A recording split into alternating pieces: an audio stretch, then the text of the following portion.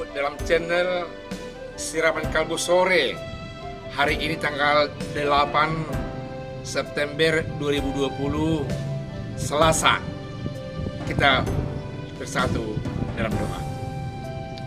Allah yang sungguh baik, yang memilih pemerintah-pemerintah seperti pemerintah kami, yang Kau semaikan bibit yang baik, yang sungguh-sungguh rendah hati melayani kami masyarakat dan umatnya.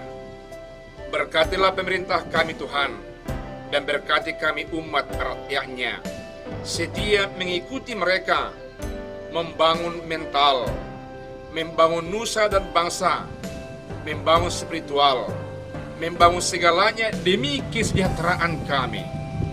Berfirmanlah Engkau, karena kami anak-anak-Mu siap mendengarkannya. Dalam nama Yesus kami berdoa. Amin. Sore hari ini kita akan mendengarkan firman Tuhan yang terkait dengan Allah yang memilih pemerintah.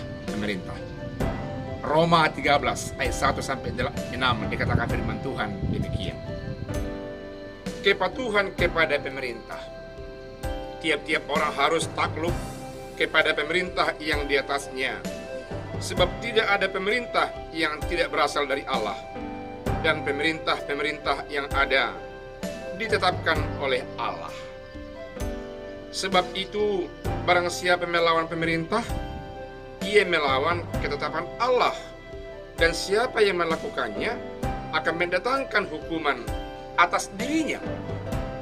Sebab jika seorang berbuat baik, ia tidak usah takut kepada pemerintah, hanya jika ia berbuat jahat. Maukah kamu hidup tanpa takut terhadap pemerintah? Perbuatlah apa yang baik, dan kamu akan beroleh pujian daripadanya. Karena pemerintah adalah hamba Allah untuk kebaikanmu.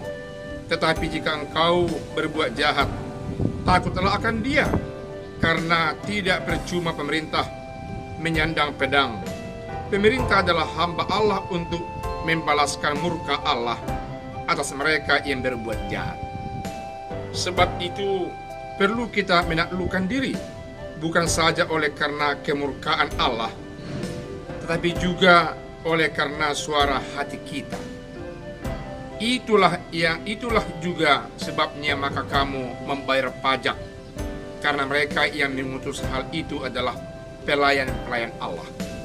Bayarlah kepada semua orang apa yang harus kamu bayar.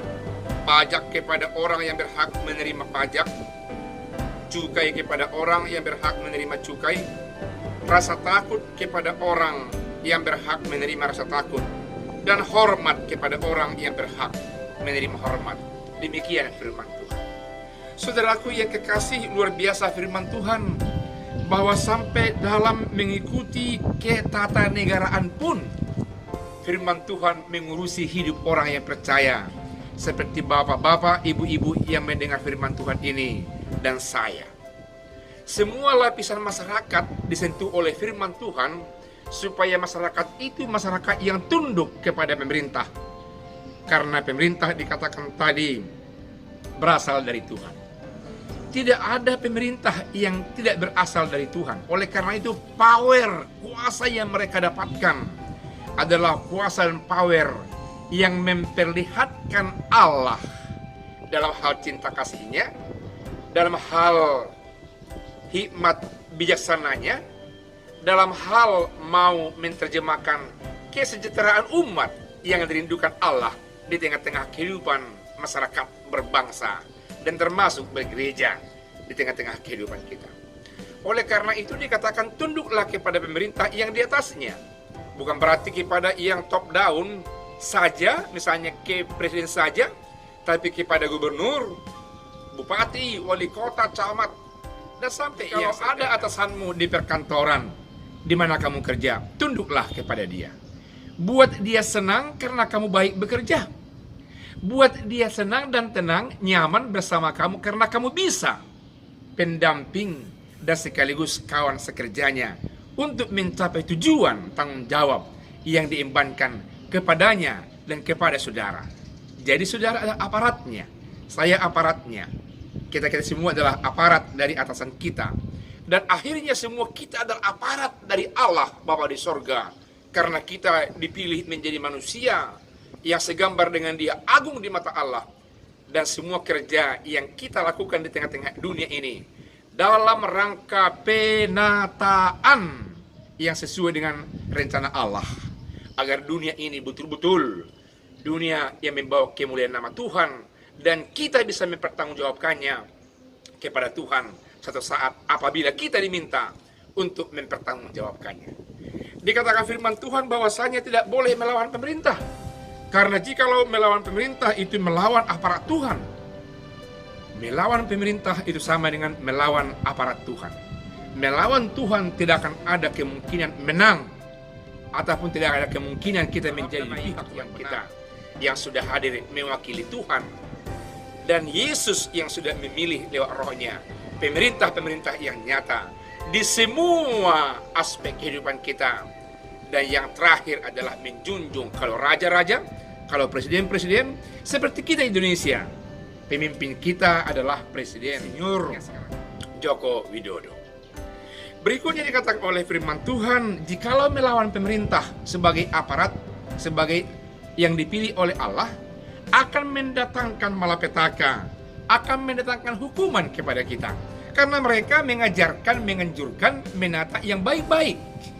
Jadi kalau kita melawan yang baik-baik, tentu kita akan memiliki resiko yang tidak baik.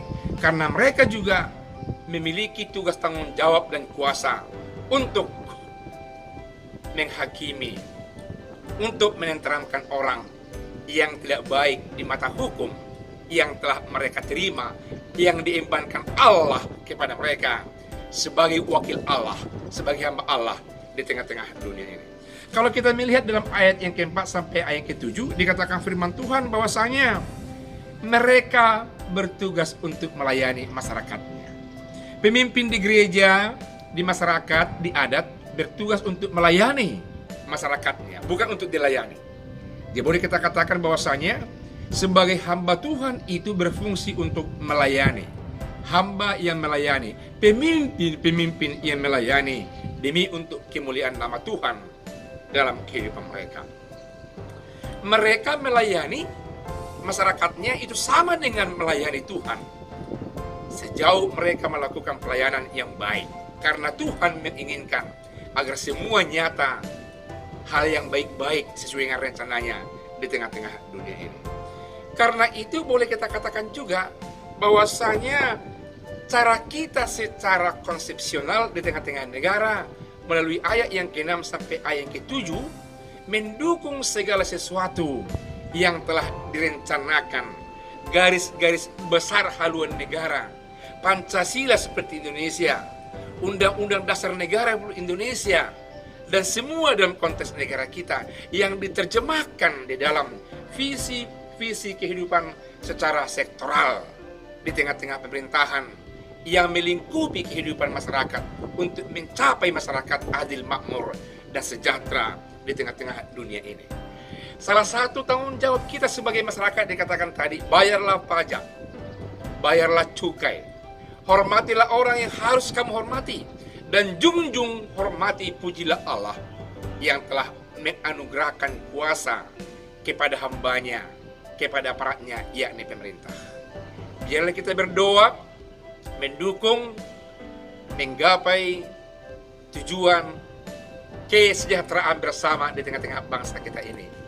Dan marilah kita mengerjakan tanggung jawab kita, membayar segala sesuatu yang patut kita bayar, membayar pajak, memberikan pajak kepada yang wajar menerima pajak, membayar bea dan cukai kepada yang wajar untuk menerima, mengumpulkan bea dan cukai.